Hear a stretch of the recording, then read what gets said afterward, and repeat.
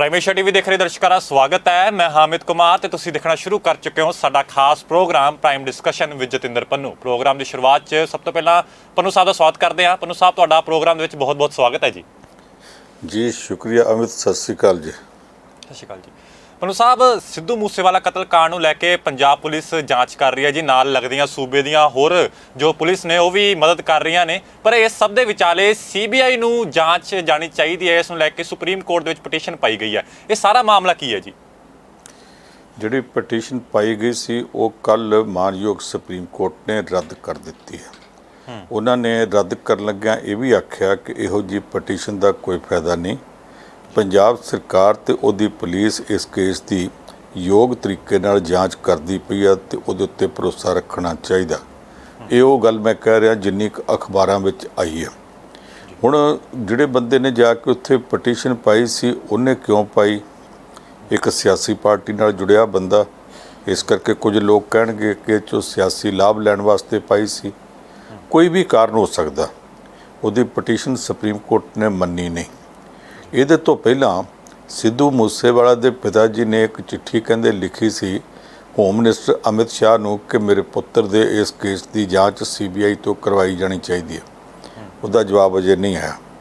ਉਹਨਾਂ ਨੇ ਇੱਕ ਚਿੱਠੀ ਪੰਜਾਬ ਦੇ ਮੁੱਖ ਮੰਤਰੀ ਭਗਵੰਤ ਮਾਨ ਨੂੰ ਲਿਖੀ ਸੀ ਕਿ ਇਸ ਕੇਸ ਦੀ ਜਾਂਚ ਹਾਈ ਕੋਰਟ ਦੇ ਸਿਟਿੰਗ ਜੱਜ ਤੋਂ ਕਰਵਾਓ। ਪੰਜਾਬ ਸਰਕਾਰ ਨੇ, ਮੁੱਖ ਮੰਤਰੀ ਨੇ ਚੀਫ ਸੈਕਟਰੀ ਦੇ ਰਾਹੀਂ ਇੱਕ ਦਿਨ ਵੀ ਨਹੀਂ ਗੁਜ਼ਾਰਿਆ, ਅੱਧੇ ਦਿਨ ਦੇ ਅੰਦਰ ਅੰਦਰ ਚਿੱਠੀ ਬਣਾ ਕੇ ਪੰਜਾਬ ਹਰਿਆਣਾ ਹਾਈ ਕੋਰਟ ਦੇ ਚੀਫ ਜਸਟਿਸ ਨੂੰ ਭੇਜ ਦਿੱਤੀ ਕਿ ਤੁਸੀਂ ਕਿਸੇ ਸਿਟਿੰਗ ਜੱਜ ਦੀ ਡਿਊਟੀ ਜੇ ਸਮਝੋ ਤੇ ਉਹ ਲਾ ਦਿਓ। ਤੁਸੀਂ ਉਹਨਾਂ ਨੂੰ ਇਹ ਜ਼ਿੰਮਾ ਸੌਂਪ ਦਿਓ ਕਿ ਇਸ ਹਾਈ ਪ੍ਰੋਫਾਈਲ ਕੇਸ ਦੀ ਪੜਤਾਲ ਕਰ ਲੈਣ। ਜੋ ਸੱਚ ਸਾਹਮਣੇ ਆਉਂਦਾ ਉਹ ਲੋਕਾਂ ਦੇ ਪਤਾ ਲੱਗ ਜਾਵੇਗਾ। ਮਾਨਯੋਗ ਹਾਈ ਕੋਰਟ ਦੇ ਚੀਫ ਜਸਟਿਸ ਨੇ ਆਖਿਆ ਕਿ ਇਸ ਕੰਮ ਵਾਸਤੇ ਅਸੀਂ ਕੋਈ ਜੱਜ ਨਿਯੁਕਤ ਨਹੀਂ ਕਰ ਸਕਦੇ, ਇਹ ਤੁਹਾਡਾ ਕੰਮ ਤੁਸੀਂ ਆਪੇ ਕਰੋ। ਉਹਦੇ ਤੋਂ ਬਾਅਦ ਪੜਤਾਲ ਹੁੰਦੀ ਪਈ ਆ। ਹੁਣ ਤੱਕ ਇਹ ਦੋਸ਼ ਲੱਗਦਾ ਕਿ ਪੜਤਾਲ ਢਿੱਲੀ ਆ, ਪਰ ਅੱਜ ਤੱਕ ਕਿਸੇ ਇੱਕ ਵੀ ਸਿਆਸੀ ਪਾਰਟੀ ਨੇ ਤੇ ਇੱਕ ਵੀ ਸਿਆਸੀ ਲੀਡਰ ਨੇ ਇਹ ਨਹੀਂ ਆਖਿਆ ਕਿ ਇਸ ਪੜਤਾਲ ਦੇ ਵਿੱਚ ਸਿਰਫ ਪੜਤਾਲ ਕੀਤੀ ਵਿਖਾਉਣ ਵਾਸਤੇ ਨਜਾਇਜ਼ ਬੰਦੇ ਟੰਗੇ ਜਾ ਰਹੇ। ਅਸਲ ਵਿੱਚ ਇਹ ਮਾਮਲਾ ਇੰਟਰਸਟੇਟ ਗੈਂਗਸਟਰਾਂ ਦਾ ਕੀਤਾ ਕੰਮ ਹੈ, ਜਿਹਦੇ ਵਿੱਚ ਇਸ ਵੇਲੇ ਪੰਜਾਬ ਇਕੱਲੇ ਦੀ ਪੁਲਿਸ ਇਹਦੀ ਕੋਈ SIT ਜਿਹੜੀ ਵਿਸ਼ੇਸ਼ ਜਾਂਚ ਟੀਮ ਆ ਉਹ ਜਾਂਚ ਨਹੀਂ ਕਰ ਰਹੀ। ਇੱਕੋ ਵਕਤ ਸ਼ਾਇਦ 8 ਜਾਂ 7 ਰਾਜਾਂ ਦੀਆਂ ਪੁਲਿਸ ਟੀਮਾਂ ਇਸ ਕੰਮ 'ਚ ਲੱਗੀਆਂ ਹੋਈਆਂ ਨੇ। ਬਹੁਤਾ ਕਰਕੇ ਫੜੋ ਫੜੀ ਪੰਜਾਬ ਪੁਲਿਸ ਤੇ ਦਿੱਲੀ ਪੁਲਿਸ ਨੇ ਕੀਤੀ ਹੈ, ਪਰ ਹਰਿਆਣਾ ਪੁਲਿਸ ਨੇ ਵੀ ਕੁਝ ਕੀਤੀ ਆ, ਮਹਾਰਾਸ਼ਟਰ ਪੁਲਿਸ ਨੇ ਵੀ ਕੀਤੀ ਆ। ਬੰਦਾ ਉੱਤਰਾਖੰਡ 'ਚੋਂ ਵੀ ਫੜਿਆ ਗਿਆ ਤੇ ਉੱਤਰ ਪ੍ਰਦੇਸ਼ 'ਚੋਂ ਵੀ, ਗੁਜਰਾਤ ਵਿੱਚੋਂ ਵੀ ਫੜਿਆ ਗਿਆ ਤੇ ਰਾਜਸਥਾਨ 'ਚੋਂ ਵੀ। ਪਤਾ ਨਹੀਂ ਕੱਲ੍ਹ ਕਲੋਤਰ ਨੂੰ ਕਿਸੇ ਹੋਰ ਸੂਬੇ ਦੇ ਵਿੱਚੋਂ ਵੀ ਕੋਈ ਬੰਦਾ ਫੜਿਆ ਜਾਣਾ। ਜਿਹੜੇ ਬੰਦੇ ਫੜੇ ਗਏ ਉਹ ਇੱਕੋ ਗੈਂਗ ਦੇ ਨਹੀਂ ਸੀ। ਇਹਦੇ 'ਚੋਂ ਇੱਦਾਂ ਲੱਗਦਾ ਕਿ ਜਿਵੇਂ ਸਿੱਧੂ ਮੂਸੇਵਾਲਾ ਪੰਜਾਬੀ ਗਾਇਕ ਦੇ ਤੌਰ 'ਤੇ ਸਾਰੀ ਦੁਨੀਆ ਦੇ ਵਿੱਚ ਪ੍ਰਵਾਨ ਸੀ ਔਰ ਕਿਸੇ ਨੂੰ ਇਹ ਪਤਾ ਹੀ ਨਹੀਂ ਸੀ ਕਿ ਕਿੰਨੇ ਕੁ ਲੱਖ ਜਾਂ ਕਰੋੜਾਂ ਤੋਂ ਟੱਪ ਕੇ ਉਹਦੇ ਪ੍ਰਸ਼ੰਸਕ ਨੇ। ਉਸੇ ਤਰ੍ਹਾਂ ਵੀ ਇਹ ਕਿਸੇ ਨੂੰ ਅੰਦਾਜ਼ਾ ਹੀ ਨਹੀਂ ਸੀ ਹੋ ਸਕਦਾ ਕਿ ਉਹਦਾ ਕਤਲ ਵੀ ਇੰਨਿਆਂ ਰਾਜਾਂ ਦੇ ਗੈਂਗਸਟਰ ਮਿਲ ਕੇ ਕਰਨਗੇ। ਔਰ ਸਿਰਫ ਇੰਨੇ ਰਾਜਾਂ ਦੇ ਨਹੀਂ, ਇੰਨੇ ਗੈਂਗਾਂ ਦੇ ਬੰਦੇ ਵੀ ਆਪੋ ਵਿੱਚ ਮਿਲ ਕੇ ਕਰਨਗੇ। ਲਾਰੈਂਸ ਬਿਸ਼ਨੋਈ ਇਹਦੇ ਵਿੱਚ, ਅਰਨ ਗੈਵਲੀ ਬਹੁਤ ਵੱਡਾ ਗੈਂਗਸਟਰ ਜਿਹਨੂੰ ਦਾਊਦ ਇਬਰਾਹਿਮ ਦਾ ਸ਼ਰੀਕ ਸਮਝਿਆ ਜਾਂਦਾ, ਉਹਦੇ ਨਾਲ ਲਗਾਤਾਰ ਟੱਕਰ ਲੈਂਦਾ, ਉਹ ਵੀ ਇਹਦੇ ਵਿੱਚ। ਜੱਗੂ ਭਗਵਾਨਪੁਰੀਆ ਵੀ ਇਹਦੇ ਵਿੱਚ।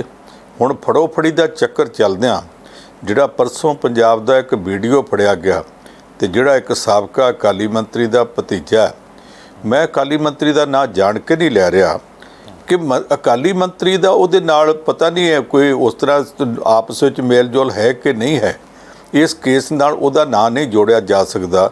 ਜੇ ਕੀਤਾ ਹੋਊ ਤੇ ਮੁੰਡੇ ਵੀਡੀਓ ਨੇ ਕੀਤਾ, ਉਹ ਅਕਾਲੀ ਮੰਤਰੀ ਤਾਂ ਕਰਨ ਗਿਆ ਨਹੀਂ। ਪਰ ਇੱਕ ਗੱਲ ਪੱਕੀ ਹੈ ਕਿ ਉਹ ਮੁੰਡਾ ਜਿਹੜਾ ਵੀਡੀਓ ਆ ਉਹ ਕਿਸੇ ਨਾ ਕਿਸੇ ਪਾਸਿਓਂ ਰਾਜਸੀ ਸ਼ਹਿ ਨੂੰ ਵਰਤਦਾ ਹੋਊਗਾ, ਤਾਂ ਹੀ ਇੰਨੇ ਦਿਨ ਪੁਲਿਸ ਨੂੰ ਝਕਾਨੀਆਂ ਦਿੰਦਾ ਰਿਹਾ। ਉਹਨੂੰ ਫੜਨ ਵਾਸਤੇ ਐਡਮਿਨਿਸਟ੍ਰੇਸ਼ਨ ਨੇ ਇੱਕ ਸਰਕਾਰੀ ਮੀਟਿੰਗ ਵੀ ਸਦਵਾਈ, ਜਿਹਦੇ 'ਚ ਬਾਕੀ ਵੀਡੀਓ ਆਏ ਤੇ ਉਹ ਨਹੀਂ ਆਇਆ ਕਿਉਂਕਿ ਉਹਨੂੰ ਪਤਾ ਸੀ ਮੈਂ ਗਿਆ ਤੇ ਫੜ ਲੈਣਗੇ। ਇਹ ਜਿਸ ਤਰ੍ਹਾਂ ਦਾ ਕੇਸ ਬਣ ਗਿਆ, ਜਿੰਨੀ ਕਿਸਮ ਦੇ ਹਥਿਆਰ ਫੜੇ ਗਏ ਆ, ਵਿਦੇਸ਼ ਵਿੱਚੋਂ ਵੀ ਇੱਕ ਨਹੀਂ, ਦੋ ਨਹੀਂ, 3 ਥਾਵਾਂ ਤੋਂ ਹੁਣ ਤੱਕ ਰਿਪੋਰਟਾਂ ਨੇ ਕਿ ਇਹ ਕਤਲ ਕਰਾਉਣ ਵਾਸਤੇ ਸਾਜ਼ਿਸ਼ ਕੀਤੀ ਗਈ। ਇਹਦੇ ਤੋਂ ਤੇ ਲੱਗਦਾ ਕਿ ਜਿਹੜਾ ਸਿੱਧੂ ਮੂਸੇਵਾਲਾ ਉਹਦੀ ਗਾਇਕੀ ਦੀ ਪ੍ਰਵਾਨਗੀ, ਉਹਦੀ ਗਾਇਕੀ ਦੇ ਪ੍ਰਸ਼ੰਸਕਾਂ ਦਾ ਘੇਰਾ ਹੀ ਦੁਨੀਆ ਤੱਕ ਨਹੀਂ ਸੀ ਫੈਲਿਆ। ਨਾਲ ਦੀ ਨਾਲ ਉਹਨੂੰ ਵੇਖ ਕੇ ਸੜਨ ਵਾਲੇ, ਉਹਦੇ ਨਾਲ ਜੈਲਸੀ ਕਰਨ ਵਾਲੇ, ਉਹਨੂੰ ਮਰਵਾਉਣ ਵਾਲੇ ਜਿਹੜੇ ਆ, ਉਹਨਾਂ ਗਰੁੱਪਾਂ ਦੀ ਜਿਹੜੀ ਮਾਰ ਹੈ ਜਾਂ ਉਹਨਾਂ ਦੀ ਪਹੁੰਚ ਆ ਜਾਂ ਉਹਨਾਂ ਦੀਆਂ ਤੰਦਾਂ ਨੇ, ਉਹ ਵੀ ਇੱਕ ਤੋਂ ਦੂਸਰੇ ਰਾਜ ਹਿੰਦੁਸਤਾਨ ਭਰ ਵਿੱਚ ਨਹੀਂ, ਕੋ ਬਾਹਰਲੇ ਕਈ ਦੇਸ਼ਾਂ ਤੱਕ ਵੀ ਖਿਲਰੀਆਂ ਸੀ। ਇਸ ਕਰਕੇ ਇਸ ਕੇਸ ਦੀ ਪੜਤਾਲ ਤਾਂ ਸਿਰੇ ਲੱਗਣੀ ਚਾਹੀਦੀ ਆ, ਹੋਣੀ ਵੀ ਗਹਿਰੀ ਚਾਹੀਦੀ ਆ। ਪਰ ਇਸ ਮੌਕੇ ਤੇ ਜਾ ਕੇ ਸੁਪਰੀਮ ਕੋਰਟ ਦੀ ਰਾਏ ਠੀਕ ਹੈ ਕਿ ਹੁਣ ਜੇ CBI ਨੂੰ ਦੇ ਦਿੱਤਾ ਜਾਵੇ, CBI ਫਿਰ ਨਵੇਂ ਸਿਰੇ ਤੋਂ ਕਰੇਗੀ। ਜਿੰਨਾ ਕੰਮ ਹੁਣ ਤੱਕ ਇਹਨਾਂ 7-8 ਰਾਜਾਂ ਦੀ ਪੁਲਿਸ ਨੇ ਮਿਲ ਕੇ ਕੀਤਾ, ਉਹ ਸਾਰੀਆਂ ਫਾਈਲਾਂ ਇਹਨਾਂ ਤੋਂ ਲੈ ਕੇ CBI ਪੜ੍ਹੇਗੀ। ਉਹਨਾਂ ਨੂੰ ਪੜ੍ਹਨ ਦੇ ਉੱਤੇ 3 ਮਹੀਨੇ ਲਾ ਕੇ ਫਿਰ CBI ਅੱਗੇ CBI ਨੇ ਕਿੰਨਾ ਕਿੱਥੇ ਕੰਮ ਕੀਤਾ ਸਾਨੂੰ ਪਤਾ। ਇੱਕ ਕੇਸ 'ਚ 3 ਸਾਲ ਲਾ ਕੇ ਤੇ ਬਾਅਦ 'ਚ ਉਹਨਾਂ ਨੇ ਰਿਪੋਰਟ ਦੇ ਦਿੱਤੀ ਸੀ ਕਿ ਇਹਦੇ 'ਚੋਂ ਨਿਕਲਿਆ ਹੀ ਕੱਖ ਨਹੀਂ। ਹੁਣ ਵੀ CBI ਪਤਾ ਨਹੀਂ ਕੁਝ ਕਰੇ ਕਿ ਨਾ ਕਰੇ। CBI ਦਾ ਅੱਗਾ ਸ਼ੇਰ ਦਾ ਹੁੰਦਾ ਤੇ ਪਿੱਛਾ ਫਿਰ ਗਿੱਦੜ ਵੀ ਨਹੀਂ ਨਿਕਲਦਾ। ਕਈ ਕੇਸਾਂ 'ਚ ਸ਼ੁਰੂ 'ਚ ਉਹਨੇ ਬੜੀ ਤੇਜ਼ੀ ਵਿਖਾਈ, ਬਾਅਦ 'ਚ ਕੱਖ ਨਹੀਂ ਸੀ ਕੀਤਾ। ਇਸ ਕਰਕੇ ਜਿਹੜੀ ਪੜਤਾਲ ਚੱਲਦੀ ਪਈ ਆ, ਕਈਆਂ ਰਾਜਾਂ ਦੀ ਪੁਲਿਸ ਮਿਲ ਕੇ ਕਰਦੀ ਪਈ, ਉਸੇ ਨੂੰ ਕਰਨ ਦੇਣੀ ਚਾਹੀਦੀ ਆ। ਕੋਈ ਸਿੱਟਾ ਜ਼ਰੂਰ ਨਿਕਲੇਗਾ। ਪੰਨੂ ਸਾਹਿਬ, ਇਸ ਦੇ ਨਾਲ ਹੀ ਅੱਗੇ ਆਪਾਂ ਪੰਜਾਬ ਸਰਕਾਰ ਦੇ ਸਾਬਕਾ ਮੰਤਰੀ ਵਿਜੇ ਸਿੰਗਲਾ ਹੋਰਾਂ ਦੀ ਵੀ ਗੱਲ ਕਰ ਲੈਂਦੇ ਆ ਜੀ। ਜ਼ਮਾਨਤ ਤੇ ਬਾਹਰ ਆਏ ਨੇ ਤੇ ਅੱਜ ਮਾਨਸੇ ਦੇ ਵਿੱਚ ਆਮ ਆਦਮੀ ਪਾਰਟੀ ਦੇ ਦਫ਼ਤਰ ਵੀ ਗਏ ਤੇ ਉੱਥੇ ਜਾ ਕੇ ਵਰਕਰਾਂ ਨੂੰ ਵੀ ਸੰਬੋਧਨ ਕੀਤਾ। ਨਾਲ ਹੀ ਕਹਿੰਦੇ ਕਿ ਜੇਕਰ ਮੈਂ ਮੰਤਰੀ ਰਹਿੰਦੇ ਹੋਏ 1 ਰੁਪਿਆ ਭਾਵੇਂ ਖਾਦਾ ਵੀ ਹੋਵੇ ਤੇ ਭਾਵੇਂ ਮੈਂ ਨਹੀਂ ਵੀ ਖਾਦਾ, ਇਹ ਕੋਈ ਸਾਬਤ ਕਰਕੇ ਦਿਖਾ ਦੇਵੇ। ਤੇ ਇਸ ਦੇ ਨਾਲ ਹੀ ਸਵਾਗਤ ਵੀ ਉਹਨਾਂ ਦਾ ਕੀਤਾ ਗਿਆ ਤੇ ਹਾਰ ਵੀ ਉਹਨਾਂ ਦੇ ਪਾਏ ਗਏ ਜੀ। ਕੀ ਇਹ ਸਾਰਾ ਮਾਮਲਾ ਕਿਵੇਂ ਦੇਖਦੇ ਹੋ ਇਸ ਨੂੰ? ਦੇਖੋ, ਇੱਥੇ ਬਹੁਤ ਸਾਰੇ ਲੋਕ ਨੇ ਜਿਹੜੇ ਕ੍ਰਾਈਮ ਵੀ ਕਰਨ ਤੇ ਜਦੋਂ ਆਉਣ ਤੇ ਉਹਨਾਂ ਨੂੰ ਸਵਾਗਤ ਕਰਨ ਵਾਲੇ ਮਿਲ ਜਾਂਦੇ ਆ। ਵਿਜੇ ਸਿੰਗਲਾ ਨੇ ਕ੍ਰਾਈਮ ਕੀਤਾ ਕਿ ਨਹੀਂ ਕੀਤਾ, ਅਸੀਂ ਇਹਦੇ ਉੱਤੇ ਕੋਈ ਫਤਵਾ ਨਹੀਂ ਦੇ ਸਕਦੇ। ਪਰ ਇਹ ਗੱਲ ਪੱਕੀ ਆ ਕਿ ਉਹਦੇ ਪ੍ਰਸ਼ੰਸਕਾਂ ਦਾ, ਉਹਦੇ ਦੋਸਤਾਂ ਮਿੱਤਰਾਂ ਦਾ ਇੱਕ ਘੇਰਾ ਬੜਾ ਤਗੜਾ, ਉਹ ਸਵਾਗਤ ਕਰ ਸਕਦੇ ਆ। ਮਾਨਸਾ ਦੇ ਲੋਕਾਂ ਨਾਲ ਉਹਦਾ ਤਾਲਮੇਲ ਹੈ, ਉੱਥੇ ਸਵਾਗਤ ਕਰਨ ਵਾਲੇ ਬਥੇਰੇ ਮਿਲ ਜਾਣਗੇ। ਜਦੋਂ ਉਹਨੂੰ ਫੜਿਆ ਗਿਆ, ਇੱਕ ਵਾਰੀ ਸਾਰੇ ਹਿੰਦੁਸਤਾਨ ਦੀ ਰਾਜਨੀਤੀ ਹਿੱਲ ਗਈ ਸੀ, ਕਿਉਂਕਿ ਉਹਦੇ ਤੋਂ ਪਹਿਲਾਂ ਅੱਜ ਤੱਕ ਕਿਸੇ ਸੂਬੇ ਦੇ ਮੁੱਖ ਮੰਤਰੀ ਨੇ ਆਪਣੇ ਮੰਤਰੀ ਨੂੰ ਸੱਦ ਕੇ ਪੁੱਛਗਿੱਛ ਕਰਕੇ ਕੋਲ ਬਿਠਾ ਕੇ ਪੁਲਿਸ ਨੂੰ ਬੁਲਾ ਕੇ ਤੇ ਆਪ ਗ੍ਰਿਫਤਾਰ ਨਹੀਂ ਸੀ ਕਰਾਇਆ। ਵਿਜੇ ਸਿੰਗਲਾ ਨੂੰ ਕਰਾਇਆ। ਸਾਰੇ ਹਿੰਦੁਸਤਾਨ ਦੇ ਵਿੱਚ ਇੱਕ ਨਵੀਂ ਮਿਸਾਲ ਕਾਇਮ ਹੋ ਗਈ ਸੀ। ਪਰ ਗੱਲ ਇੱਥੇ ਆ ਕੇ ਮੁੱਕ ਜਾਂਦੀ ਹੈ ਕਿ ਉਹਦੇ ਉੱਤੇ ਦੋਸ਼ ਸੀਗਾ ਕਿ ਉਹਨੇ ਸੌਦੇਬਾਜ਼ੀ ਕਰਨ ਦਾ ਯਤਨ ਕੀਤਾ। ਉਹਨੇ ਕਮਿਸ਼ਨ ਟੁੱਕਿਆ ਆਪਣੇ ਮਹਿਕਮੇ ਨਾਲ ਕੰਮ ਕਰਦੇ ਠੇਕੇਦਾਰਾਂ ਨਾਲ। ਇਹ ਜੇ ਗੱਲ ਸੱਚੀ ਵੀ ਹੋਵੇ ਤੇ ਕਮਿਸ਼ਨ ਟੁੱਕਿਆ ਹੀ ਆਖਿਆ ਗਿਆ। ਅਜੇ ਤੱਕ ਇਹ ਗੱਲ ਤੇ ਸਾਹਮਣੇ ਨਹੀਂ ਸੀ ਆਈ ਕਿ ਉਹਨੇ ਕਮਿਸ਼ਨ ਲੈ ਵੀ ਲਿਆ। ਉਹਦਾ ਕਰਕੇ ਜਦੋਂ ਵੀ ਅਦਾਲਤ ਵਿੱਚ ਕੇਸ ਪੇਸ਼ ਹੋਣਾ, ਉੱਥੇ ਜਾ ਕੇ ਅਦਾਲਤ ਪੁੱਛ ਸਕਦੀ ਹੈ ਕਿ ਇਹ ਤੋਂ ਰਿਕਵਰੀ ਕੀ ਹੋਈ। ਰਿਕਵਰੀ ਦਾ ਮਤਲਬ ਇਹ ਹੈ ਕਿ ਜਿਹੜਾ ਜੁਰਮ ਇਹਨੇ ਕੀਤਾ, ਉਸ ਜੁਰਮ ਦੀ ਜਿਹੜੀ ਕਮਾਈ ਆ ਉਹ ਕਿੱਥੇ ਗਈ, ਕਿਤੇ ਮਿਲੀ ਹੈ ਕਿ ਨਹੀਂ ਮਿਲੀ। ਹੁਣ ਇਹ ਗੱਲ ਵੱਖਰੀ ਹੈ ਕਿ ਅਦਾਲਤ ਵਿੱਚ ਜਾ ਕੇ 2 ਵੱਖ-ਵੱਖ ਪੱਖ ਪੇਸ਼ ਹੋਣਗੇ।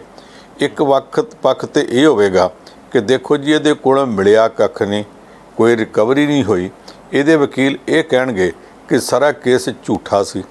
ਦੂਸਰੀ ਗੱਲ ਇਹ ਹੈ ਕਿ ਇਹ ਮੁੱਖ ਮੰਤਰੀ ਸਾਹਿਬ ਤੇ ਉਹਨਾਂ ਦੀ ਟੀਮ ਕਹੇਗੀ ਕਿ ਇਸ ਬੰਦੇ ਨੇ ਸਾਰਾ ਕੁਝ ਕਰਨ ਦਾ ਯਤਨ ਕੀਤਾ, ਐਨ ਸਿਰੇ ਤੇ ਜਾ ਕੇ ਫੜਿਆ ਗਿਆ। ਕਰਪਸ਼ਨ ਦੀ ਸਾਜ਼ਿਸ਼ ਵਿੱਚ ਸ਼ਾਮਲ ਹੋਣ ਦਾ ਇੱਕ ਉਹਦਾ ਜਿਹੜਾ ਹੈਗਾ ਉਹ ਦੋਸ਼ ਉੱਤੇ ਸਾਬਤ ਹੋ ਸਕਦਾ ਹੋਵੇਗਾ ਕਿ ਨਹੀਂ। ਅਦਾਲਤਾਂ 'ਚ ਜਾ ਕੇ ਬਹੁਤ ਕੁਝ ਵਾਧੇ ਘਾਟੇ ਹੋ ਜਾਂਦੇ ਹੁੰਦੇ ਆ। ਇਹ ਕੋਈ ਨਵੀਂ ਗੱਲ ਨਹੀਂ। ਪਹਿਲਾਂ ਵੀ ਸਰਕਾਰਾਂ ਦੇ ਵਕਤ ਕਈ ਵਾਰੀ ਸਰਕਾਰਾਂ ਦੇ ਆਪਣੇ ਮੰਤਰੀ ਏਜੰਸੀਆਂ ਫੜ ਲੈਂਦੀਆਂ ਰਹੀਆਂ, ਜਾਂਚ ਤੋਂ ਬਾਅਦ ਛੁੱਟ ਵੀ ਜਾਂਦੇ ਰਹੇ। ਕਈ ਜਾਂਚ ਤੋਂ ਬਾਅਦ ਨਹੀਂ ਛੁੱਟੇ ਤੇ ਅਦਾਲਤ ਤੋਂ ਜਾ ਕੇ ਛੁੱਟ ਗਏ। ਕਈ ਇਹੋ ਜਿਹੇ ਸੀ ਜਿਹਨੂੰ ਅਦਾਲਤ ਨੇ ਵੀ ਹੇਠਲੀ ਨੇ ਸਜ਼ਾ ਦੇ ਦਿੱਤੀ ਤੇ ਉੱਪਰਲੀ ਅਦਾਲਤ ਨੇ ਛੱਡ ਦਿੱਤੇ। ਸਾਡਾ ਹਿੰਦੁਸਤਾਨ ਦਾ ਕਾਨੂੰਨ ਇੰਨਾ ਉਲਝਾਵਾਂ ਕਿ ਇਹਦੇ ਵਿੱਚ ਐਡੀ ਛੇਤੀ ਜਿਹੜਾ ਫਟਾਫਟ ਕਿਸੇ ਨੂੰ ਸਜ਼ਾ ਵੀ ਨਹੀਂ ਮਿਲਦੀ। ਛੁੱਟਣ ਦੇ ਚਾਂਸਸ ਬਹੁਤ ਰਹਿੰਦੇ ਆ। ਮੈਂ ਅੱਜ ਇਹ ਕਹਿਣ ਨੂੰ ਤਿਆਰ ਨਹੀਂ ਕਿ ਵਿਜੇ ਸਿੰਗਲਾ ਨੇ ਕੋਈ ਕਰਪਸ਼ਨ ਨਹੀਂ ਕੀਤੀ, ਤੇ ਮੈਂ ਇਹ ਵੀ ਕਹਿਣ ਨੂੰ ਤਿਆਰ ਨਹੀਂ ਕਿ ਉਹਨੇ ਬਿਲਕੁਲ ਕੀਤੀ ਆ, ਕਿਉਂਕਿ ਮਾਮਲਾ ਇੱਥੇ ਜਾ ਕੇ ਅਟਕ ਜਾਣਾ ਕਿ ਉਹਦੇ ਕੋਲੋਂ ਉਸ ਜੁਰਮ ਨਾਲ ਕਮਾਈ ਕੀਤਾ ਮਾਲ ਕੋਈ ਮਿਲਿਆ ਕਿ ਨਹੀਂ ਮਿਲਿਆ। ਮੁੱਢਲੇ ਪੜਾਅ 'ਤੇ ਫੜਿਆ ਗਿਆ, ਸੰਨ ਲਾਉਂਦਾ ਬੰਦਾ ਫੜਿਆ ਗਿਆ। ਜੇ ਕਿਸੇ ਦੇ ਘਰ ਨੂੰ ਸੰਨ ਲਾਉਣ ਲਈ ਉਹਨੇ 2-4 ਇੱਟਾਂ ਪੁੱਟ ਲਈਆਂ ਹੋਣ ਕੰਧ 'ਚੋਂ, ਜੁਰਮ ਤਾਂ ਉਹ ਵੀ ਬਣ ਜਾਂਦਾ। ਪਰ ਜੇ ਉਹਦੇ 'ਚੋਂ ਇੱਟਾਂ ਪੁੱਟ ਕੇ ਉਸ ਘਰ 'ਚੋਂ ਚੋਰੀ ਕਰਕੇ ਕੁਝ ਲੈ ਗਿਆ ਹੋਵੇ ਤੇ ਉਹ ਜੁਰਮ ਹੋਰ ਠੋਸ ਬਣ ਜਾਂਦਾ। ਹੁਣ ਪਹਿਲਾ ਠੋਸ ਜੁਰਮ ਦੀ ਕੋਸ਼ਿਸ਼, ਇੱਕ ਕਤਲ ਹੁੰਦਾ, ਇੱਕ ਇਰਾਦਾ ਕਤਲ ਜਿਹਨੂੰ ਕਹਿੰਦੇ ਆ ਕਤਲ ਦੀ ਕੋਸ਼ਿਸ਼। ਹੁਣ ਇਸੇ ਤਰ੍ਹਾਂ ਹੀ ਇੱਕ ਕਰਪਸ਼ਨ ਤੇ ਇੱਕ ਕਰਪਸ਼ਨ ਦੀ ਕੋਸ਼ਿਸ਼, ਇਹ ਦੋ ਗੱਲਾਂ ਨੇ। ਇਹਨਾਂ ਦੇ ਬਾਰੇ 'ਚ ਅਦਾਲਤ ਅੰਤ ਨੂੰ ਕੀ ਉੱਥੇ ਵਿਊ ਲੈਂਦੀ ਹੈ ਤੇ ਕਿਸ ਤਰ੍ਹਾਂ ਦਾ ਉੱਥੇ ਜਾ ਕੇ ਵਕੀਲਾਂ ਦੀ ਬਹਿਸ 'ਚੋਂ ਸਿੱਟਾ ਨਿਕਲਦਾ ਹੈ ਤੇ ਬਾਅਦ 'ਚ ਹੋਵੇਗਾ। ਪਰ ਹਾਲ ਦੀ ਘੜੀ ਜਿਨ੍ਹਾਂ ਲੋਕਾਂ ਨੇ ਵਿਜੇ ਸਿੰਗਲਾ ਦਾ ਸਵਾਗਤ ਕੀਤਾ, ਠੀਕ ਹੈ, ਦੋਸਤੀਆਂ ਹੁਣ ਸਾਂਝਾ ਹੋਣ, ਇੱਕਦਮ ਇੰਨਾ ਚੰਬੜ ਕੇ ਨਹੀਂ ਸੀ ਕਰਨਾ ਚਾਹੀਦਾ। ਇਹਦੇ ਨਾਲ ਉਹਨਾਂ ਦਾ ਵੀ ਮਾੜਾ ਪ੍ਰਭਾਵ ਪਵੇਗਾ, ਉਹਨਾਂ ਦੀ ਪਾਰਟੀ ਦਾ ਵੀ ਕਰੇ ਪਵੇਗਾ। ਉਹ ਉਸੇ ਪਾਰਟੀ ਦੇ ਦਫ਼ਤਰ 'ਚ ਸਵਾਗਤ ਕਰਦੇ ਪਏ ਆ ਜਿਹੜੀ ਪਾਰਟੀ ਦੀ ਸਰਕਾਰ ਨੇ ਪਹਿਲਾਂ ਇਹਨੂੰ ਮੰਤਰੀ ਬਣਾਇਆ ਸੀ ਤੇ ਫਿਰ ਪੁਲਿਸ ਨੂੰ ਫੜਾਇਆ ਸੀ। ਜਿਹੜੀਆਂ ਇਸ ਤਰ੍ਹਾਂ ਦੀਆਂ ਗੱਲਾਂ ਇਹੋ ਜਿਹੇ ਸਵਾਗਤ ਸਬੂਕਤ ਦੀਆਂ ਉਹ ਨਾ ਕਰਦੇ ਤੇ ਚੰਗਾ। ਜੇ ਕਰਨਗੇ ਤੇ ਇਹਦੇ ਤੋਂ ਬਾਅਦ ਕਈ ਲੋਕ ਹੋਰ ਇੱਦਾਂ ਦੀਆਂ ਗੱਲਾਂ ਇਸ ਪਾਰਟੀ ਬਾਰੇ ਜਾਂ ਇਸ ਪਾਰਟੀ ਦੇ ਉਸ ਜ਼ਿਲ੍ਹੇ ਦੇ ਲੀਡਰਾਂ ਬਾਰੇ ਕਰਨਗੇ, ਜਿਨ੍ਹਾਂ ਦਾ ਜਵਾਬ ਦੇਣਾ ਸ਼ਾਇਦ ਬਾਅਦ ਵਿੱਚ ਇਹਨਾਂ ਸਾਰਿਆਂ ਵਾਸਤੇ ਔਖਾ ਹੋ ਜਾਵੇ। ਇਹ ਮਸਲਾ ਅਜੇ ਇੱਦਾਂ ਦਾ ਨਹੀਂ ਕਿ ਕੋਈ ਬੜਾ ਮੋਰਚਾ ਜਿੱਤ ਕੇ ਆਏ ਹੋਣ। ਥੋੜ੍ਹਾ ਜਿਹਾ ਕਾਹਲੀ ਤੋਂ ਇਹਨਾਂ ਨੂੰ ਵੀ ਬਚਣਾ ਚਾਹੀਦਾ ਸੀ। ਜੀ ਬਿਲਕੁਲ। ਪੰਨੂ ਸਾਹਿਬ, ਇਹਦੇ ਨਾਲ ਹੀ ਆਪਾਂ ਗੱਲ ਕਰਦੇ ਹੁੰਦੇ ਅਕਸਰ, ਵਿਰੋਧੀ ਧਿਰਾਂ ਵੀ ਕਹਿੰਦੀਆਂ ਨੇ, ਕਈ ਟੀਵੀ ਚੈਨਲ ਵੀ ਕਹਿੰਦੇ ਨੇ ਕਿ ਪੰਜਾਬ ਦੇ ਵਿੱਚ ਨਸ਼ਾ ਬੜਾ ਵੱਧ ਗਿਆ, ਪੰਜਾਬ ਦੇ ਵਿੱਚ ਨਸ਼ੇ ਦੀ ਤਸਕਰੀ ਬੜੀ ਹੁੰਦੀ ਆ। ਪਰ ਇਹਦੇ ਨਾਲ ਹੀ ਗੁਜਰਾਤ ਦੀ ਜੇਕਰ ਗੱਲ ਕਰ ਲਈਏ ਤਾਂ ਗੁਜਰਾਤ ਦੇ ਜੋ ਉੱਥੇ ਮੁਦਰਾ ਪੋਰਟ ਹੈਗਾ ਜੀ, ਉੱਥੇ 350 ਕਰੋੜ ਦੀ ਡਰੱਗ ਮਿਲੀ ਹੈਗੀ ਆ। ਇਹ ਸਾਰਾ ਮਾਮਲਾ ਕੀ ਆ?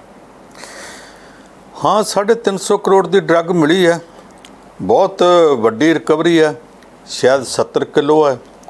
ਇਹਦੇ ਤੋਂ ਪਹਿਲਾਂ ਮਈ ਦੇ ਵਿੱਚ 500 ਕਰੋੜ ਦੀ ਫੜੀ ਗਈ ਸੀ। ਉਹਦੇ ਤੋਂ ਪਹਿਲਾਂ ਅਪ੍ਰੈਲ ਵਿੱਚ 1400 ਕਰੋੜ ਦੀ ਫੜੀ ਗਈ ਸੀ। ਪਿਛਲੇ ਸਾਲ ਜੇ ਮੈਂ ਭੁੱਲਦਾ ਨਹੀਂ ਤੇ ਸਤੰਬਰ 'ਚ ਅਕਤੂਬਰ 'ਚ 20-21 ਹਜ਼ਾਰ ਕਰੋੜ ਰੁਪਏ ਦੀ ਡਰੱਗ ਉੱਥੋਂ ਫੜੀ ਗਈ ਸੀ। ਇਹ ਮੁੰਦਰਾ ਪੋਰਟ ਉਹ ਆ ਜਿਹਦਾ ਸਾਰਾ ਇਹ ਕਾਰੋਬਾਰ, ਉਹਦਾ ਕੰਟਰੋਲ ਪ੍ਰਧਾਨ ਮੰਤਰੀ ਦੇ ਇੱਕ ਨੇੜਲੇ ਦੋਸਤ ਦੇ ਹੱਥਾਂ 'ਚ ਹੈ। ਇਸ ਕਰਕੇ ਲੋਕੀ ਉਦੋਂ ਵੀ ਗੱਲਾਂ ਕਰਦੇ ਸੀ, ਹੁਣ ਵੀ ਗੱਲਾਂ ਕਰਦੇ ਆ। ਪ੍ਰਧਾਨ ਮੰਤਰੀ ਦਾ ਦੋਸਤ ਆਪ ਤਾਂ ਉੱਥੇ ਬੈਠ ਕੇ ਸਾਰਾ ਕੁਝ ਕਰਦਾ ਕਰਾਉਂਦਾ ਨਹੀਂ। ਉਹਨੇ ਤਾਂ ਇਹੋ ਜਿਹੇ ਕਈ ਅਦਾਰੇ ਬਣਾਏ ਨੇ। ਇਸ ਵੇਲੇ ਹਿੰਦੁਸਤਾਨ ਦੇ ਵਿੱਚ ਏਅਰਪੋਰਟ ਵੀ ਬਹੁਤ ਸਾਰੇ ਉਹਦੇ ਕੰਟਰੋਲ 'ਚ ਨੇ, ਮਿਲਾਂ ਕਈ ਉਹਦੇ ਕੰਟਰੋਲ 'ਚ ਨੇ, ਬਾਹਰਲੇ ਦੇਸ਼ਾਂ ਵਿੱਚ ਵੀ ਉਹਦੇ ਅਦਾਰੇ ਨੇ। ਉਹ ਕੋਈ ਉੱਥੇ ਬੰਦਰਗਾਹ 'ਤੇ ਨਹੀਂ ਬੈਠਾ, ਪਰ ਬੰਦਰਗਾਹ ਕਿਉਂਕਿ ਉਹਦੇ ਨਾਂ ਨਾਲ ਜੁੜਦੀ ਹੈ, ਇਸ ਕਰਕੇ ਕਈ ਲੋਕ ਇਹਦੇ ਬਾਰੇ ਗੱਲਾਂ ਕਰ ਸਕਦੇ ਨੇ ਤੇ ਕਰਨ ਦਾ ਹੱਕ ਹੈ। ਮੈਂ ਉਹਨਾਂ ਗੱਲਾਂ 'ਚ ਨਹੀਂ ਜਾਂਦਾ। ਮੈਂ ਦੂਜਾ ਸਵਾਲ ਖੜਾ ਕਰਦਾ ਕਿ ਪੰਜਾਬ ਵਿੱਚ ਕਹਿੰਦੇ ਆ ਕਿ ਡਰੱਗ ਬਹੁਤ ਵਿਕਦੀ ਹੈ। ਅੱਜ ਕੱਲ੍ਹ ਕਹਿੰਦੇ ਕੁਛ ਘਟੀ ਹੈ, ਪਹਿਲਾਂ ਲਗਾਤਾਰ ਵਿਕਦੀ ਰਹੀ ਹੈ ਔਰ ਧੜਾ ਧੜ ਵਿਕਦੀ ਰਹੀ ਹੈ। ਉਹ ਆਉਂਦੀ ਕਿੱਥੋਂ ਆ? ਪੰਜਾਬ ਦੇ ਵਿੱਚ ਤੇ ਡਰੱਗ ਬਣਦੀ ਨਹੀਂ। ਜਿਹੜਾ ਬਾਰਡਰ ਪਾਕਿਸਤਾਨ ਨਾਲ ਲੱਗਦਾ, ਉੱਥੇ ਕੇਂਦਰ ਸਰਕਾਰ ਦੀ ਬਾਰਡਰ ਸਿਕਿਉਰਿਟੀ ਫੋਰਸ ਲੱਗੀ ਹੈ। ਪਹਿਲਾਂ ਉਹਦਾ ਘੇਰਾ 15 ਕਿਲੋਮੀਟਰ ਤੱਕ ਸੀ, ਹੁਣ ਤਾਂ ਸੁੱਖ ਨਾਲ ਵਧਾ ਕੇ 50 ਕਿਲੋਮੀਟਰ ਤੱਕ ਕਰਤਾ।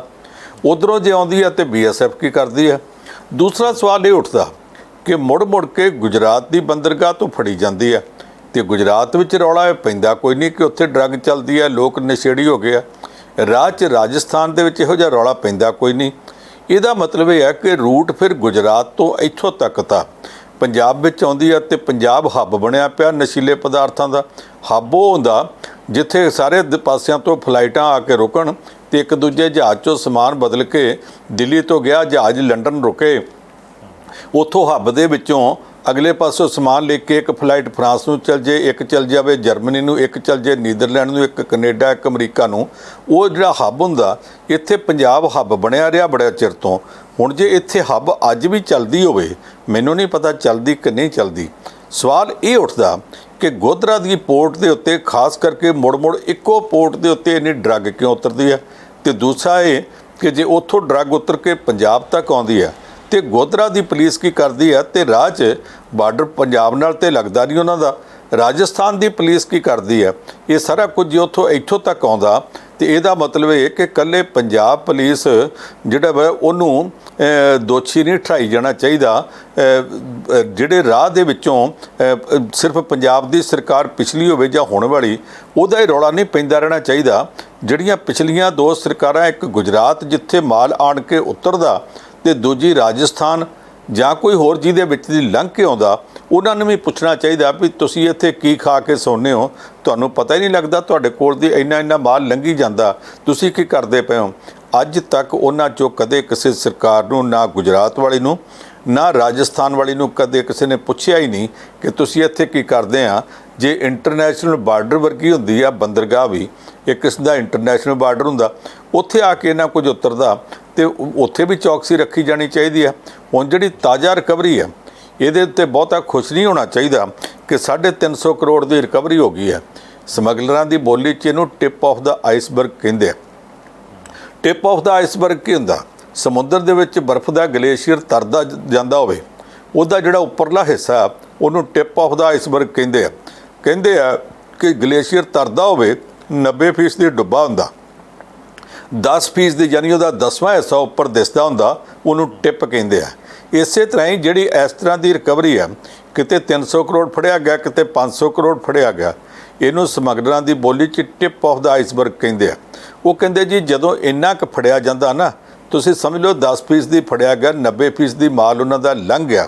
ਤੇ ਜੇ 90% ਦੀ ਮਾਲ ਲੰਘ ਕੇ ਗੁਜਰਾਤ ਤੋਂ ਤੇ ਰਾਜਸਥਾਨ ਵਿੱਚ ਦੀ ਪੰਜਾਬ ਤੱਕ ਆਣ ਪਹੁੰਚਦਾ, ਤੇ ਫਿਰ ਇਹਨਾਂ ਪੰਜਾਬ ਵਾਲੇ ਹੋਣ, ਇਹਨਾਂ ਨੂੰ ਵੀ ਚੌਕਸੀ ਰੱਖਣੀ ਚਾਹੀਦੀ, ਰਾਜਸਥਾਨ ਵਾਲਿਆਂ ਨੂੰ। ਤੇ ਗੁਜਰਾਤ ਵਾਲੇ ਵੀ ਕੀ ਕਰਦੇ ਆ, ਇੱਥੇ ਵੀ ਮਾਮਲਾ ਤਾਲਮੇਲ ਦੀ ਘਾਟ ਦਾ ਜਾਪਦਾ। ਜੇ ਸਾਰੀਆਂ ਧਿਰਾਂ ਮਿਲ ਕੇ ਨਾ ਚੱਲੀਆਂ ਤੇ ਇਸ ਬਿਮਾਰੀ ਨੂੰ ਨੱਥ ਨਹੀਂ ਪਾਈ ਜਾ ਸਕਦੀ। ਤੁਹਾਨੂੰ ਸਾਹਿਬ ਇਹਦੇ ਨਾਲ ਹੀ ਗੁਜਰਾਤ ਦੀ ਗੱਲ ਕੀਤੀ ਹੈ। ਗੁਜਰਾਤ ਦੇ ਵਿੱਚ ਇਹਨਾਂ ਦਿਨੀ ਬਾਰਿਸ਼ ਵੀ ਬਹੁਤ ਹੋ ਰਹੀ ਹੈ ਜੀ, ਨੁਕਸਾਨ ਉੱਥੇ ਕਾਫੀ ਹੋ ਰਿਹਾ। ਜਾਨੀ ਨੁਕਸਾਨ ਦੀ ਕੀ ਰਿਪੋਰਟ ਹੈ ਜੀ, ਤੇ ਹੁਣ ਕੀ ਹਾਲਾਤ ਨੇ ਉੱਥੇ? ਦੇਖੋ, ਜਦੋਂ ਨਰਿੰਦਰ ਮੋਦੀ ਸਾਹਿਬ ਭਾਰਤ ਦੇ ਪ੍ਰਧਾਨ ਮੰਤਰੀ ਬਣੇ, ਉਦੋਂ ਤੋਂ ਲੈ ਕੇ ਸਾਰੇ ਦੇਸ਼ ਵਿੱਚ ਤੇ ਦੇਸ਼ ਤੋਂ ਬਾਹਰ ਦੁਨੀਆ 'ਚ ਵੀ ਇੱਕ ਗੱਲ ਪ੍ਰਚਾਰੀ ਜਾਂਦੀ ਹੈ ਕਿ ਜੇ ਦੇਸ਼ ਨੇ ਵਿਕਾਸ ਕਰਨਾ ਤੇ ਗੁਜਰਾਤ ਮਾਡਲ ਨੂੰ ਫਾਲੋ ਕਰਨਾ ਪਏਗਾ, ਉਹਦੇ ਪਿੱਛੇ ਚੱਲਣਾ ਚਾਹੀਦਾ। ਹਰ ਥਾਂ ਤੇ ਦੱਸਿਆ ਜਾਂਦਾ ਕਿ ਗੁਜਰਾਤ ਵਿੱਚ ਵਿਕਾਸ ਬਹੁਤ ਹੋਇਆ, ਪਰ ਜਦੋਂ ਵੀ ਹੜ੍ਹ ਆਉਂਦੇ ਆ ਉਦੋਂ ਪਤਾ ਲੱਗ ਜਾਂਦਾ ਕਿ ਵਿਕਾਸ ਕਿੰਨਾ ਕੁ ਹੋਇਆ। ਹੁਣ ਉੱਥੇ ਕਈਆਂ ਜ਼ਿਲ੍ਹਿਆਂ ਦੇ ਵਿੱਚ ਗੁਜਰਾਤ 'ਚ ਹੜ੍ਹ ਆਏ ਪਏ ਨੇ। ਆ 3 ਦਿਨਾਂ ਦੇ ਅੰਦਰ ਹੁਣ ਤੱਕ 70 ਦੇ ਕਰੀਬ ਮੌਤਾਂ ਹੋ ਗਈਆਂ ਨੇ। ਸਾਡਾ ਪੰਜਾਬ ਅਜੇ ਤੱਕ ਬਚਿਆ, ਅਜੇ ਤੱਕ ਇੱਥੇ ਮੀਂਹ ਨਹੀਂ ਪਏ, ਲੋਕੀ ਮੀਂਹ ਨੂੰ ਉਡੀਕਦੇ ਪਏ ਨੇ। ਪਰ ਮੈਂ ਪੰਜਾਬ ਵਾਲਿਆਂ ਨੂੰ ਇੱਕ ਗੱਲ ਕਹਿਣਾ ਚਾਹੁੰਦਾ, ਭਾਈ ਤੁਸੀਂ ਇੱਕ ਗੱਲ ਦਾ ਖਿਆਲ ਕਰੋ, ਜਿਹੜੇ ਗੁਜਰਾਤ ਨੂੰ ਸਾਰੇ ਦੇਸ਼ ਦੇ ਵਿੱਚ ਲਗਾਤਾਰ ਵਿਕਾਸ ਦਾ ਮਾਡਲ ਕਹਿ ਕੇ ਪ੍ਰਚਾਰਿਆ ਜਾ ਰਿਹਾ, ਜੇ ਹੜ੍ਹ ਆ ਜਾਣ ਤੇ ਉਹਦੇ ਬਰਸਾਤਾਂ ਦੇ ਪਾਣੀ ਨੂੰ ਉੱਥੋਂ ਦੀਆਂ ਨਦੀਆਂ ਨਾ ਝੱਲ ਸਕਣ, ਜੇ ਉੱਥੋਂ ਦੇ ਸ਼ਹਿਰਾਂ ਦੇ ਨਾਲੇ ਚੋਆਂ ਤੇ ਵਹਿਣ ਨਾ ਝੱਲ ਸਕਣ ਤੇ ਇੰਨੀਆਂ ਮੌਤਾਂ ਹੋ ਜਾਣ, ਤੇ ਸਾਡੇ ਪੰਜਾਬ ਦੇ ਵਿੱਚ ਤਾਂ ਪਹਿਲਾਂ ਹੀ ਸੱਤਿਆਨਾਸ਼ ਹੋਇਆ ਪਿਆ। ਇੱਥੇ ਤਾਂ ਜਿਹੜੇ ਦਰਿਆਵਾਂ ਦੇ ਕੁਦਰਤੀ ਵਹਿਣ ਸੀ, ਉਹ ਨਜਾਇਜ਼ ਗੈਰ ਕਾਨੂੰਨੀ ਮਾਈਨਿੰਗ ਕਰਨ ਵਾਲਿਆਂ ਨੇ, ਰੇਤ ਬਜਰੀ ਕੱਢਣ ਵਾਲਿਆਂ ਨੇ ਖਰਾਬ ਕਰਤੇ ਆ। ਕਿਸੇ ਥਾਂ ਤੇ ਵੱਡੇ ਟੋਭੇ ਆ ਤੇ ਕਿਸੇ ਥਾਂ ਰੇਤ ਬਜਰੀ ਦੇ ਢੇਰ ਲੱਗੇ, ਡਾਫ ਲੱਗ ਕੇ ਪਾਣੀ ਉਛਲ ਜਾਣਾ। ਜਿੰਨੇ ਦਰਿਆਵਾਂ ਦੇ ਖੱਬੇ ਸੱਜੇ ਕੁਦਰਤੀ ਵਹਿਣ ਵਗਦੇ ਸੀ, ਆਸੇ-ਪਾਸੇ ਤੋਂ ਪਾਣੀ ਲਿਆ ਕੇ ਦਰਿਆ 'ਚ ਸੁੱਟਦੇ ਸੀ, ਉਹਨਾਂ ਦੇ ਉੱਤੇ ਸੜਕਾਂ ਦੇ ਪੁਲ ਉਸੇ ਤਰ੍ਹਾਂ ਬਣੇ ਪਏ ਆ, ਰੇਲ ਦੇ ਪੁਲ ਬਣੇ ਪਏ ਆ, ਪਰ ਉਹ ਵਹਿਣ ਵਾਲੀ ਚੋ ਜਾਂ ਨਾਲਾ ਨਹੀਂ ਦਿਸਦਾ। ਉੱਥੇ ਬਹੁਤ ਸਾਰੇ ਲੋਕਾਂ ਨੇ ਜ਼ਮੀਨਾਂ 'ਚ ਫਸਲਾਂ ਬੀਜ ਦਿੱਤੀਆਂ। ਜੇ ਕੱਲ੍ਹ ਨੂੰ ਉਹ ਪਾਣੀ ਆਊਗਾ ਤੇ ਪੁਲ ਦੇ ਉੱਪਰ ਦੀ ਲੰਘਣਾ, ਉੱਥੇ ਵੀ ਡਾਫ ਲੱਗਣੀ, ਪਿੰਡਾਂ 'ਚ ਹੜ੍ਹ ਆਉਣੇ ਆ। ਸ਼ਹਿਰਾਂ ਦੇ ਵਿੱਚ ਪਿਛਲੇ 2 ਸਾਲਾਂ ਤੋਂ ਇੰਨੀ ਬਦਅਮਨੀ ਹੈ ਕਿ ਕਿਸੇ ਵੀ ਕੁਦਰਤੀ ਚੋ, ਨਾਲੇ, ਵੇਈ, ਇਹਨਾਂ ਦੇ ਵਿੱਚੋਂ ਗਾਰ ਨਹੀਂ ਕੱਢੀ ਗਈ। ਗਾਰ ਕੱਢਣ ਦੇ ਪੈਸੇ ਕਾਗਜ਼ਾਂ 'ਚ ਪਾਏ ਗਏ ਆ, ਪਰ ਨਾਲੀਆਂ ਵੀ ਸਾਫ਼ ਨਹੀਂ ਕੀਤੀਆਂ ਗਈਆਂ, ਨਾਲੇ ਵੀ ਸਾਫ਼ ਨਹੀਂ ਕੀਤੇ ਗਏ। ਹੁਣ ਜੇ ਆ ਗਿਆ ਮੀਂਹ ਕੱਲ੍ਹ ਨੂੰ ਜ਼ੋਰ ਦਾ, ਤੇ ਇੱਥੇ ਤੁਸੀਂ ਵੇਖ ਲਓ ਇਹੋ ਜਿਹੀ ਜਲਥਲ ਹੋਣੀ ਆ। ਪੰਜਾਬ ਦੇ ਲੋਕਾਂ ਤੋਂ ਆਪਣਾ ਆਪ ਨਹੀਂ ਸੰਭਾਲਿਆ ਜਾਣਾ, ਤੇ ਸਰਕਾਰ ਮੁੜ ਕੇ ਕਿੰਨਾ ਕੁ ਸੰਭਾਲ ਲੂਗੀ ਇਹ ਪਤਾ ਨਹੀਂ। ਅਜੇ ਤੱਕ ਵੀ ਸਰਕਾਰ ਜਿਹੜੀ ਆ ਇਸ ਮਾਮਲੇ 'ਚ ਕੁਝ ਕਰਦੀ ਹੋਵੇ, ਮੇਰੇ ਕੋਲ ਇਹੋ ਜਿਹੀ ਕੋਈ ਰਿਪੋਰਟ ਨਹੀਂ। ਖੜੇ ਪੈਰ ਪੰਜਾਬ ਦੀ ਸਰਕਾਰ ਨੂੰ ਇਸ ਪਾਸੇ ਧਿਆਨ ਦੇਣਾ ਚਾਹੀਦਾ। ਇੱਥੇ ਪੰਜਾਬ ਦੀ ਅਫਸਰਸ਼ਾਹੀ ਇਹੋ ਜਿਹੀ ਆ ਕਿ ਜਿਹੜੀ ਕੰਮ ਕਰਨਾ ਘੱਟ ਜਾਣਦੀ ਆ ਤੇ ਕੰਮ ਦੇ ਵਿੱਚੋਂ ਕਮਾਈ ਕਰਨਾ ਵੱਧ ਜਾਣਦੀ ਆ। ਅਸੀਂ 20 ਸਾਲ ਪਹਿਲਾਂ ਇੱਕ ਇਹੋ ਜਿਹਾ ਸਕੈਂਡਲ ਫੜਿਆ ਸੀ ਕਿ ਬਿਆਸ ਦਰਿਆ ਦੇ ਵਿੱਚ ਜਿੱਥੋਂ ਜਾ ਕੇ 4 ਵਹਿਣ ਹੋ ਜਾਂਦੇ ਆ, ਅੱਗੋਂ ਜਾ ਕੇ ਦਰਿਆ 'ਚ ਫਿਰ ਇੱਕੋ ਵਹਿਣ ਆ, ਉਹ ਜਦੋਂ 4 ਵਹਿਣ ਹੋ ਜਾਂਦੇ ਆ ਤੇ ਉਹਨਾਂ ਦੇ ਵਿਚਾਲੇ ਟਾਪੂ ਬਣੇ ਆ। ਉਹਨਾਂ ਟਾਪੂਆਂ ਦੇ ਵਿੱਚ ਖੜਾਈ ਕਰਨ ਵਾਸਤੇ ਕ੍ਰੇਨ ਭੇਜ ਕੇ ਤੇ ਖਰਚਾ ਪਾਇਆ ਗਿਆ ਤੇ ਮੈਂ ਹੀ ਉਹਦੇ ਉੱਤੇ ਦੂਰਦਰਸ਼ਨ ਤੇ ਪੁੱਛਿਆ ਸੀ ਕਿ ਏਡੀ ਵੱਡੀ ਬੇੜੀ ਕਿਹੜੇ ਬਾਪੂ ਤੋਂ ਲਿਆਂਦੀ ਸੀ ਜਿਹਦੇ ਉੱਤੇ ਕ੍ਰੇਨ ਲੱਦ ਕੇ ਲੈ ਕੇ ਗਏ। ਉੱਥੇ ਤੇ ਦਰਿਆ 'ਚ ਇਹੋ ਜਿਹੀ ਬੇੜੀ ਕੋਈ ਨਹੀਂ। ਕਾਗਜ਼ਾਂ ਦੇ ਵਿੱਚ ਤੁਸੀਂ ਬੇੜੀ ਗਈ ਵਿਖਾਤੀ, ਸਭ ਕੁਝ ਕਹਿਤਾ, ਤੇ ਬੇੜੀ ਤੇ ਤੁਸੀਂ ਭਾਈ ਜੰਨੇ ਪੰਜਾਬ ਦੀ। ਹੁਣ ਮੈਂ ਆਖੂੰਗਾ ਕਿ ਜੋ ਗੁਜਰਾਤ ਵਿੱਚ ਹੁੰਦਾ ਪਿਆ, ਜੋ ਉੱਥੇ 70 ਦੇ ਕਰੀਬ ਮੌਤਾਂ ਹੋ ਗਈਆਂ ਨੇ, ਤੇ ਉਹਦੇ ਤੋਂ ਪੰਜਾਬ ਵਾਲਿਆਂ ਨੂੰ ਸਬਕ ਸਿੱਖਣਾ ਚਾਹੀਦਾ, ਨੀਂਦਾਂ ਤਿਆਗਣੀਆਂ ਚਾਹੀਦੀਆਂ, ਤੇ ਇਸ ਗੱਲ ਦੇ ਪ੍ਰਬੰਧ ਕਰਨੇ ਚਾਹੀਦੇ ਆ ਕਿ ਜਦੋਂ ਕੱਲ੍ਹ ਨੂੰ ਬਰਸਾਤਾਂ ਸ਼ੁਰੂ ਹੋਈਆਂ ਤੇ ਸਾਨੂੰ ਗੁਜਰਾਤ ਵਾਂਗ ਔਖ ਦਾ ਸਾਹਮਣਾ ਨਾ ਕਰਨਾ ਪਵੇ, ਪੰਜਾਬ ਦੇ ਲੋਕਾਂ ਨੂੰ ਕੋਈ ਮੁਸ਼ਕਲ ਨਾ ਆਵੇ। ਅਗੇਤੇ ਪ੍ਰਬੰਧ ਕਰਨ ਦੀ ਲੋੜ ਹੈ। ਬਿਲਕੁਲ ਬਿਲਕੁਲ।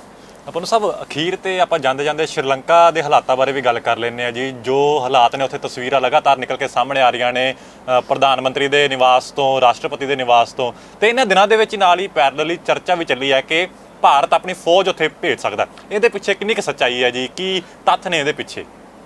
ਇਹ ਬਿਲਕੁਲ ਬੇਵਕੂਫਾਂ ਵਾਲੀ ਖਬਰ ਕਿਸੇ ਨੇ ਫੈਲਾਈ ਆ। ਇੱਕ ਬੰਦਾ 2 ਵਾਰੀ ਇੱਕੋ ਤੱਤੇ ਤਵੇ ਨੂੰ ਲਾ ਕੇ ਹੱਥ ਨਹੀਂ ਛਡਾਉਂਦਾ ਹੁੰਦਾ, ਐਡਾ ਕੋਈ ਬੇਵਕੂਫ ਨਹੀਂ ਹੁੰਦਾ। ਭਾਰਤ ਨੇ ਜਦੋਂ ਸ੍ਰੀਲੰਕਾ ਦੇ ਵਿੱਚ ਲਿੱਟੇ ਵਾਲਿਆਂ ਦੀ ਤੇ ਉੱਥੋਂ ਦੀ ਸਰਕਾਰ ਦੀ ਆਪਸੀ ਲੜਾਈ ਚੱਲਦੀ ਸੀ, ਉਦੋਂ ਆਪਣੀ ਫੌਜ ਭੇਜ ਕੇ ਬਥੇਰੇ ਬੰਦੇ ਮਰਵਾ ਲਏ ਸਨ। ਸਾਡਾ ਪ੍ਰਧਾਨ ਮੰਤਰੀ ਰਾਜੀਵ ਗਾਂਧੀ ਉੱਥੇ ਗਿਆ, ਇਹਨੂੰ ਗਾਰਡ ਆਫ ਆਨਰ ਦਿੱਤਾ ਜਾ ਰਿਹਾ ਸੀ, ਤੇ ਇੱਕ ਸ੍ਰੀਲੰਕਨ ਫੌਜੀ ਨੇ ਜਿਹੜਾ ਗਾਰਡ ਆਫ ਆਨਰ ਸਲੂਟ ਦੇਣ ਵਾਸਤੇ ਖੜਾ ਸੀ, ਆਪਣੀ ਰਾਈਫਲ ਨਾੜੀ ਵੱਲੋਂ ਫੜ ਕੇ ਤੇ ਬੱਟ ਰਾਜੀਵ ਗਾਂਧੀ ਦੇ ਗਿੱਚੀ 'ਚ ਮਾਰਿਆ ਸੀ, ਤੇ ਰਾਜੀਵ ਗਾਂਧੀ ਮਸਾਂ ਬਚਿਆ ਸੀ, ਤੇ ਉਸ ਗਾਰਡ ਨੂੰ ਬਾਅਦ 'ਚ ਭਾਵੇਂ ਫੜ ਲਿਆ ਗਿਆ। ਰਾਜੀਵ ਗਾਂਧੀ ਅਗਲੇ ਦਿਨ ਵਾਪਸ ਆ ਗਿਆ ਸੀ। ਅਸੀਂ ਬਥੇਰੇ ਹੱਥ ਛਡਾਏ ਹੋਏ ਆ ਇਹੋ ਜਿਹੇ ਗਵਾਂਢੀ ਦੇਸ਼ ਦੇ ਅੰਦਰੂਨੀ ਝਗੜੇ 'ਚ, ਜਿੱਥੇ ਪ੍ਰਧਾਨ ਮੰਤਰੀ ਆਪਣਾ ਟੱਬਰ ਲੈ ਕੇ ਲੁਕਦਾ ਫਿਰਦਾ, ਰਾਸ਼ਟਰਪਤੀ ਆਪ ਲੁਕਦਾ ਫਿਰਦਾ, ਏਅਰਪੋਰਟ ਤੇ ਗਿਆ ਕਿਸੇ ਪਾਸੇ ਦੂਸਰੇ ਦੇਸ਼ ਨੂੰ ਭੱਜਣ ਵਾਸਤੇ, ਅੱਗੋਂ ਏਅਰਪੋਰਟ ਦਾ ਸਟਾਫ ਵੀ ਪੈ ਗਿਆ ਤੇ ਉੱਥੋਂ ਫਿਰ ਭੱਜ ਕੇ ਅਜੇ ਤੱਕ ਲੋਕਾਂ ਦਾ ਸਾਹਮਣੇ ਨਹੀਂ ਕਰਦਾ ਪਿਆ। ਉਹੋ ਜਿਹੇ ਹਾਲਾਤ ਵਿੱਚ ਉਸ ਦੇਸ਼ ਵਿੱਚ ਲੱਗੀ ਹੋਈ ਅੱਗ 'ਚ ਭਾਰਤ ਜਾ ਕੇ ਕੁੱਦੇਗਾ ਤੇ ਆਪਣੀ ਫੌਜ ਭੇਜੇਗਾ। ਇੱਦਾਂ ਦੀ ਬੇਵਕੂਫੀ ਦੀ ਆਸ ਭਾਰਤ ਦੀ ਸਰਕਾਰ ਤੋਂ ਬਿਲਕੁਲ ਨਹੀਂ ਕੀਤੀ ਜਾ ਸਕਦੀ। ਭਾਰਤ ਨੇ ਉੱਥੇ ਫੌਜ ਭੇਜਣ ਦਾ ਅਜੇ ਕੋਈ ਮਨ ਨਹੀਂ ਇਹੋ ਜਿਹਾ ਬਣਾਇਆ, ਨਾ ਇਹੋ ਜਿਹੀ ਕੋਈ ਸੋਚ ਚੱਲਦੀ ਪਈ ਹੈ। ਇਹ ਆਸੇ-ਪਾਸੇ ਤੋਂ ਅਫਵਾਹਾਂ ਫੈਲਾਈਆਂ ਜਾ ਰਹੀਆਂ ਨੇ, ਤੇ ਉਹ ਸ਼ਕਤੀਆਂ ਫੈਲਾਉਂਦੀਆਂ ਜਿਹੜੀਆਂ ਭਾਰਤ ਦੇ ਵਿਰੋਧੀਆਂ। ਭਾਰਤ ਅਜੇ ਤੱਕ ਇਹੋ ਜਿਹੀ ਫੌਜ ਭੇਜਣ ਬਾਰੇ ਕੋਈ ਵਿਚਾਰ ਕਰਦਾ ਹੋਵੇ, ਇੱਦਾਂ ਦੀ ਕੋਈ ਖਬਰ ਨਹੀਂ ਆਈ। ਜੇ ਕਦੇ ਖਬਰ ਆਵੇਗੀ ਫਿਰ ਵਿਚਾਰ ਲਵਾਂਗੇ ਜੀ। ਮਨੂ ਸਾਹਿਬ, ਤੁਸੀਂ ਸਾਡੇ ਨਾਲ ਜੁੜੇ ਜੀ, ਖਬਰਾਂ ਤੇ ਚਰਚਾ ਕੀਤੀ, ਤੁਹਾਡਾ ਬਹੁਤ ਬਹੁਤ ਧੰਨਵਾਦ ਜੀ। ਜੀ ਮਿਹਰਬਾਨੀ, ਸ਼ੁਕਰੀਆ ਜੀ। ਤਾਂ ਤੁਸੀਂ ਦੇਖ ਰਹੇ ਸੀ ਸਾਡਾ ਖਾਸ program prime discussion with Jatinder Pannu. ਤੁਹਾਨੂੰ ਸਾਡਾ ਇਹ ਪ੍ਰੋਗਰਾਮ ਕਿਵੇਂ ਦਾ ਲੱਗਿਆ ਸਾਨੂੰ ਕਮੈਂਟਾਂ ਦੇ ਵਿੱਚ ਜ਼ਰੂਰ ਦੱਸਿਓ, ਤੇ ਬਾਕੀ ਇਹ ਸਾਰੀ ਜਾਣਕਾਰੀ, ਖਬਰਾਂ ਤੇ ਚਰਚਾ ਬਾਕੀ ਲੋਕਾਂ ਤੱਕ ਪਹੁੰਚਾਉਂਦੇ ਰਿਹਾ ਕਰੋ, ਸ਼ੇਅਰ ਜ਼ਰੂਰ ਕਰਦੇ ਰਿਹਾ ਕਰੋ, ਤੇ ਨਾਲ ਹੀ ਹੋਰ ਤਾਜ਼ੀਆਂ ਤੇ ਵੱਡੀਆਂ ਖਬਰਾਂ ਲਈ ਹਮੇਸ਼ਾ ਦੇਖਦੇ ਰਹੋ ਪ੍ਰਾਈਮ ਏਸ਼ੀਆ ਟੀਵੀ। ਤੁਹਾਡਾ ਆਪਣਾ, ਤੁਹਾਡੇ ਲਈ ਫਿਰ ਮਿਲਾਂਗੇ। ਧੰਨਵਾਦ।